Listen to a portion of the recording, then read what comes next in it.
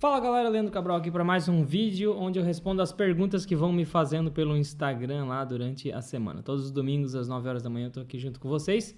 Se é a sua primeira vez por aqui, meu nome é Leandro Cabral, eu sou um brasileiro que já fui ferrado na vida, né? Mas aprendi a investir na Bolsa de Valores, alcancei minha liberdade financeira, me tornei especialista em investimentos e hoje estou aqui para ajudar você a alcançar a sua liberdade financeira também.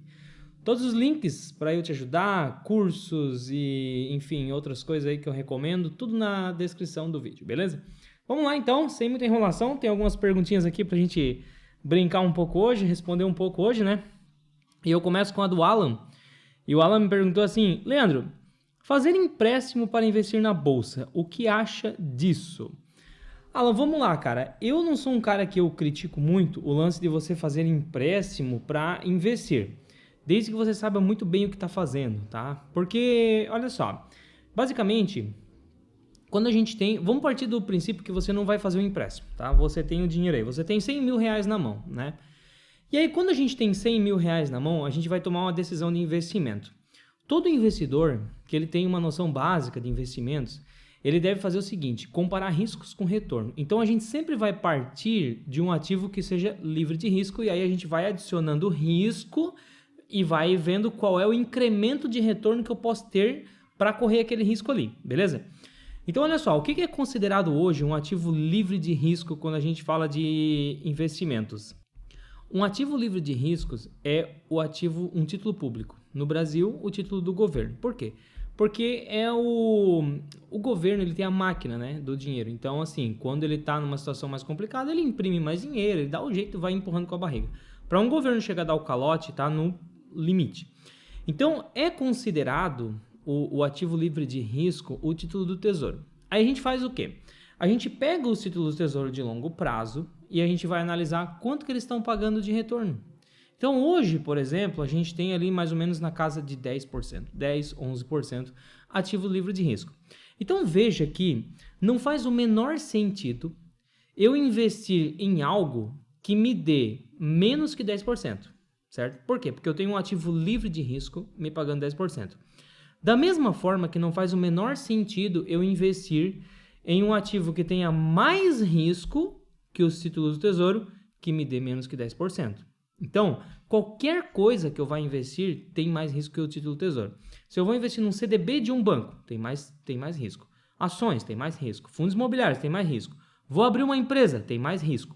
Qualquer coisa que você for fazer é considerado um investimento com risco um pouquinho maior do que o título do Tesouro, tá? Então, qualquer outro investimento você deve conseguir mais que o título do Tesouro. E aí a gente faz aquela escolha para ver se compensa. Porque, por exemplo, eu tenho 10% ao ano para investir no título do Tesouro. Aí, se eu consigo 12% em ações, compensa esses 2% de prêmio? Não sei, talvez não pague o risco. Tá, eu consigo 14% ao ano com ações, compensa? Opa, peraí, eu já estou falando de 4% a mais por ano. No longo prazo isso aí vai virar uma bola de neve. Talvez comece a compensar o risco. Mas é sempre essa análise que eu vou ter que fazer, tá? Para você ter uma ideia, o preço dos fundos imobiliários é muito pautado no preço do título do Tesouro. E geralmente o prêmio fica de 4% a 6%. Tá? Quando você aprende a analisar o retorno de um fundo imobiliário, comparar com com um título do Tesouro, você aprende a enxergar isso aí. No curso da Estratégia 500 Pratas, no módulo de fundos imobiliários, lá por exemplo, eu ensino você a analisar isso aí, tá? Para saber qual é o prêmio que você está recebendo em relação ao ativo que você está investindo ali, para ver se compensa ou não. Sempre a gente tem que analisar risco e retorno. Vamos lá. Agora eu estou falando de investimento, mas imagina você vai abrir uma empresa, tá? Cara, você vai ter que fazer uma projeção dos fluxos de caixa daquela empresa ali, trazer isso a valor presente a uma taxa aí que tem um prêmio. Então, por exemplo, se o título do Tesouro está dando 10, você vai exigir para abrir aquela empresa 10, 14, 15, 16, 17% ao ano é o retorno que você vai exigir. Pô, se nós temos um cenário de taxa de juros muito baixa, o título do Tesouro está pagando 4%, então, pô, de repente eu abri uma empresa para ter um retorno de 8, 9, 10, já seja viável, porque eu estou tendo um prêmio bom. Então, quanto mais caros os ativos, menor o retorno. E aqui explica muito por que quando a taxa de juros do governo cai muito, os preços das coisas sobem, né? Para abrir uma empresa fica mais caro, para comprar ações fica mais caro, para comprar fundos imobiliários, tudo fica mais caro. Por quê? Porque o prêmio exigido é em cima de um juros que está muito baixo, certo? Então, aceita-se pagar um pouco mais caro, beleza? Então tá, esse aqui é o princípio básico. Agora veja o seguinte, vamos voltar aqui para sua pergunta. Vale a pena fazer empréstimo? O que você vai ter que fazer é o seguinte, você vai ter que calcular quanto que você vai pagar de juros por esse empréstimo. Então, por exemplo, para você investir num ativo livre de risco, vamos colocar o tesouro aqui, você vai conseguir mais ou menos 10% ao ano lá no longo prazo, né? Você consegue fazer um empréstimo no banco para pagar menos de 10% ao ano? Não consegue, tá? Porque olha só, o banco, quando ele vai te emprestar dinheiro, ele está investindo o dinheiro dele, certo? Ele está tendo essa mesma visão que eu acabei de te explicar. Então o banco vai olhar assim, cara, quem que é o Alan, né? O Alan perguntou. Deixa eu ver aqui. Bom, eu posso pegar o meu dinheirinho, meu caixa, colocar na mão do governo e receber 10%. Só que o Alan está querendo meu dinheiro para me devolver uns juros. Bom, se eu tenho a opção de emprestar para o governo, que eu não tenho risco e vou ganhar 10%, do Alan eu quero 15, 16, 17, 18. É assim que o banco pensa, tá? Então, olha só. O banco, ele vai te cobrar 16% ao ano. Um exemplo aqui. Por quê? Porque ele poderia botar 10 ganhar 10 do governo, quer ganhar 10 de você, então ele vai cobrar 6% em cima de você. Para que compense, você pagar 16% ao banco, você precisa de um prêmio para conseguir investir esse dinheiro em algum lugar.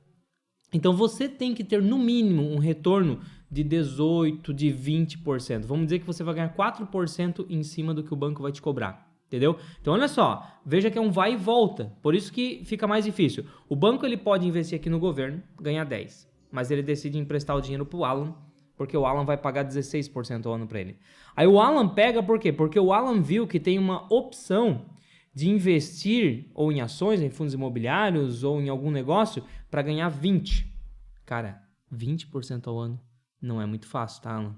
Não é muito fácil. Então olha só, eu não vou dizer que é burrice emprestar dinheiro do banco para investir. Não, eu vou dizer que é burrice fazer isso sem saber o que está fazendo. Se você vai pagar 16% ao ano para o banco e você tem certeza que você vai conseguir 20% ao ano no período do seu empréstimo, investir em ações e fundos imobiliários, pode fazer. É boa. Eu não faço, porque eu sei que não é fácil ganhar 20% ao ano investindo em ações e fundos imobiliários de forma garantida. Não é fácil. Então eu não corro esse risco. Eu prefiro fazer com caixa meu, tá? Eu não faço empréstimo para investir. Simples assim. Para abrir uma empresa, se eu tenho um negócio garantido, eu tô vendo, pô, cara, isso aqui tá certo, é uma demanda, é só eu abrir, botar o negócio rodar, vou ganhar 20% ao ano, cara, eu pego um empréstimo do banco de 15% ao ano, por quê? Porque é muito certo que esse fluxo de caixa que essa empresa vai me gerar aqui e o custo que eu vou ter para abrir ela vai dar 20% ao ano. Então eu vou pro pau. Beleza? Agora investir na bolsa, não faço empréstimo. Vamos lá. Eu gosto sempre assim, né, galera? Eu não gosto da ideia de chegar aqui e dizer nada, meter o pau porque não, porque tá errado, porque é sardinhagem. Cara, você tem que entender o que tá fazendo. Eu te expliquei o meu fundamento e por que eu vejo que para bolsa não faz sentido, talvez para abrir uma empresa faça. É matemática, tá? Agora sim, você faz as suas análises. Eu dei as ferramentas para você fazer a sua análise. E aí você me diz aqui nos comentários se no teu caso compensa ou realmente não, tá? O Renato, ele perguntou assim, o que acha do Royal Bank of Canada? Cara, esse banco é muito bom, velho, tá? Inclusive, ó, eu abri aqui no site do Fundamentei, né? Olha só. Eu tenho aqui, por exemplo, a receita líquida do banco desde 94. Cara, é só para cima, né? Por mais que o Canadá não tá muito bem, os caras estão meio em crise lá, o banco vai só para cima, tá? Se eu pego aqui, ó, lucro líquido, né? Olha só, mesma coisa. A margem está se mantendo, né? Porque o lucro líquido com a receita vão mais ou menos muito parecido, né? Deixa eu ver até como é que tá a margem dele aqui, ó. Olha só, a margem na casa de 15%, que é muito, tá subindo cada vez mais ainda, né? Cada vez o banco melhora mais. Dividendo, deixa eu ver aqui, tirar a margem aqui. Ó, deixa eu ver dividend yield aqui. Aqui, ó. Tenho desde 2012 aqui, né? Ó, na casa de 3, 4, dividend yield bom também. Então, cara, um banco, assim, que para quem gosta de de investir aí no exterior, no setor bancário, não tem o que falar, tá? Cara, na verdade, assim, lá você consegue 100, 200 empresas top mesmo para investir, assim como o banco, o Royal Bank lá, né? Eu investiria sem medo, tá? Mas essa é a minha análise. Faço suas análises aí, isso não é uma recomendação de compra ou venda. O Gilberto perguntou assim, possível corte nos juros e aumento lá fora, pode gerar fuga de capital? Pode, Gilberto, porque, cara, isso eu acabei de explicar aqui pro Alan, né, na primeira pergunta, se você não assistiu, volta ali, que sempre o investidor, ele vai comparar as taxas de juros com o risco do ativo, né? Então, a taxa de juros do governo, ela manda em todos os outros ativos, porque quanto mais o governo paga, mais eu vou querer investir no título do governo, porque o risco é baixíssimo, é considerado ativo livre de risco, beleza? Então, cara, se eu tenho os juros no Brasil baixando e os juros nos Estados Unidos subindo, o gringo resgata o dinheiro dele e vai embora. Até nós, brasileiros, levamos o dinheiro lá para fora, certo? Isso tem um lado positivo, que ajuda a não subir muito o preço das ações aqui. Porque se eu tenho fuga de capital, não deixa a bolsa subir. Então, é um momento em que eu tenho a nossa Selic caindo e ainda assim eu continuo com oportunidades na bolsa de valores, nos fundos imobiliários, nas ações e todos os outros ativos. Mas por que isso acontece, né? Porque a economia americana, dos Estados Unidos lá, os caras ainda mandam no mundo. A taxa de juros dos Estados Unidos, ela tem um poder de influenciar os investimentos no globo inteiro, tá? Por isso, a minha tese de investimento em dólar, né? Cara, os caras são dono da moeda que manda no mundo. Eu não sou louco de não ter dólar na minha carteira, certo? Não sou louco de não ter dólar. Tanto que tá aí, você acabou de perceber isso. Se a gente cai a nossa taxa de juros aqui, o Banco Central derruba, a bolsa sobe. Essa é a tendência. Porém, se a gente tem a taxa de juros lá nos Estados Unidos subindo, não deixa a nossa bolsa subir muito, porque tem fuga de capital para lá. Tanto os gringos voltando para casa, quanto nós botando dinheiro lá, certo? Porque daí se lá a taxa de juros sobe, fica bom investir lá livre de risco e a bolsa de valores lá cai. Por isso que está caindo lá, despencando, né? Tem ações despencando, tem estoques, REITs despencando, por conta disso, né? Então, os caras mandam no mundo. Se nós baixamos a nossa taxa de juros aqui, a maior parte dos países, os caras não estão nem aí, certo? Dane-se, não influencia em nada, certo? Se o México baixa a taxa de juros dele, não ficamos nem sabendo. Agora, se os Estados Unidos baixa ou sobe, o mundo inteiro muda a sua forma de investir por conta da taxa de juros que o Fed determina. E aí? Eu vou ficar sem dólar na minha carteira? Não sou louco, tá? Vamos lá. A próxima aqui é do Riba. O Riba perguntou assim, você investe em cripto? Qual a sua opinião sobre a mesma? Riba, cara, como economista, eu sou um cara que eu gosto da escola austríaca de economia, tá? A escola austríaca, ela defende uma liberdade de mercado, o padrão ouro. Se você for estudar, você vai entender do que eu tô falando. Eu recomendo para quem quer começar a entender um pouquinho de escola austríaca, eu não sou um especialista, mas eu gosto, eu leio, já li os principais autores, né?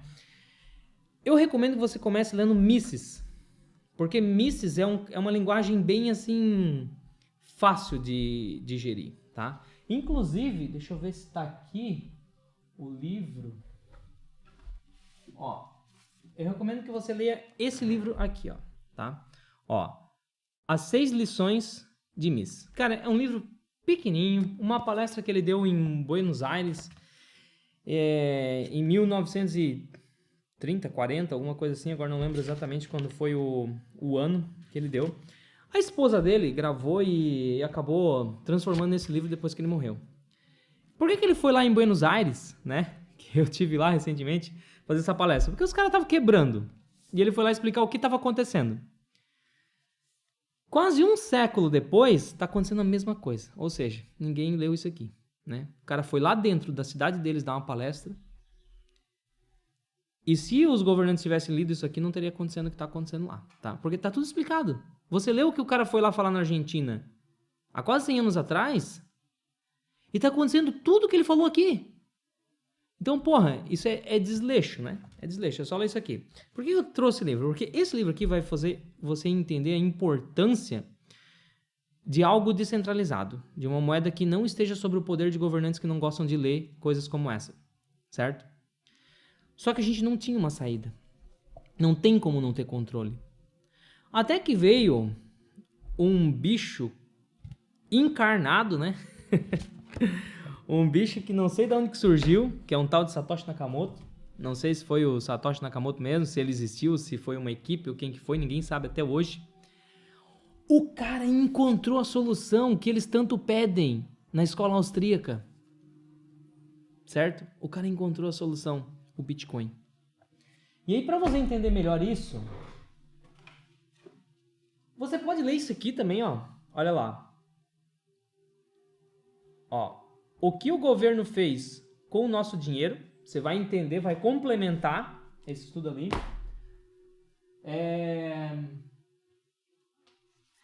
Aí você lê esse cara aqui, ó, Bitcoin,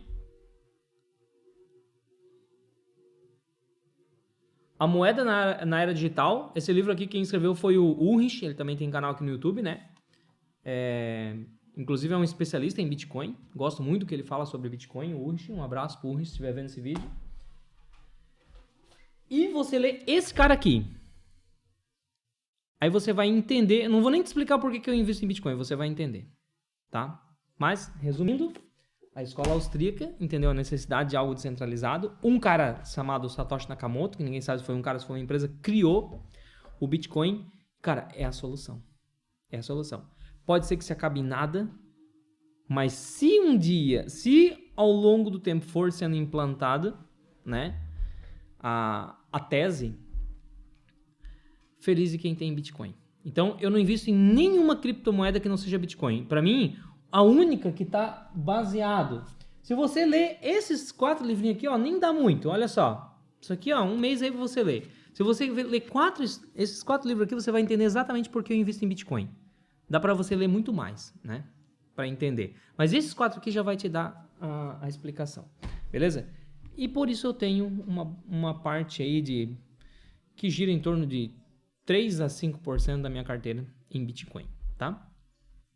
É isso. Então veja, cara, que não é assim, porque fulano diz que tal. Não, cara. Você tem que ter embasamento no que você está fazendo. Aí você vai com segurança. Beleza? Deixa eu ver aqui. O CR Gomes falou assim, ó, o que acha da Andy? Cara, show de bola, né? Primeiro, que setor de energia é um dos melhores setores para investir na bolsa. Os caras fecham concessões de 30 anos, então já dá para saber quanto que vai receber pelos próximos 30 anos corrigido pela inflação. Tem coisa melhor que isso? Imagina, você abre uma empresa aí, né? Sei lá, você vai abrir uma empresa de jardinagem. Você vai fazer manutenção em jardins. Aí você fecha um contrato com o seu cliente lá, ó. Você vai cuidar do meu jardim pelos próximos 30 anos e esse valor que nós estamos acordando em contrato aqui, ó, nós vamos corrigir a inflação, tá? Todo ano a gente vai corrigir a inflação. Você já pensou? Cada jardim que você contrata, você fazer um contrato de 30 anos corrigido pela inflação, isso é você investir numa empresa de energia elétrica, tá? E ainda, né? Falando de Andy, os caras estão sempre investindo, inovando, privada, né? Não tem um governo no meio para ficar usando a empresa a seu favor. Maravilha. Vamos lá. O Branquinho perguntou, ações boas pagadoras de dividendo tendem a crescer mais do que os rendimentos dos FIIs? Cara, você tem que entender que ações não tem nada a ver com fundo imobiliário. Porque sai da bolsa e bota o teu pé no chão. Vem para o mundo real. Se eu for comparar um fundo imobiliário com um investimento aqui, no mundo real, o que é? Um imóvel. Você comprar um apartamento, você comprar uma casa, você comprar um terreno, é isso. Você investir em ações é o quê? Você abrir uma empresa. Então, olha só. Você, Branquinho, você tem 300 mil reais na sua mão hoje. Você tem a opção de comprar um apartamento ou de abrir uma empresa. Aí eu te pergunto, o apartamento alugado, ele tende a crescer a renda mais rápido do que a empresa que você vai abrir? O apartamento é previsível. Você vai alugar por um apartamento de 3 mil, você vai alugar por 1.500, 2.000 reais por mês, certo? E ele vai corrigir a inflação. Daqui a 50 anos, você vai estar recebendo a mesma coisa corrigido pela inflação. Não tem segredo. Imóvel é isso, corrige a inflação.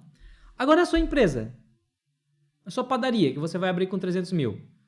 Daqui a 5 anos pode não existir mais nada e você faliu. Ou daqui a 5 anos pode existir uma rede de 10 padarias que está mandando na cidade. Pode ter virado uma franquia, pode estar se espalhando pelo Brasil, não sei. Empresas têm essa possibilidade. Então veja que não tem como você comparar, dizer, ações boas pagadoras. Cara, uma ação boa pagadora de dividendo, ela pode pagar 10 vezes mais que um fundo imobiliário está pagando daqui a 20 anos.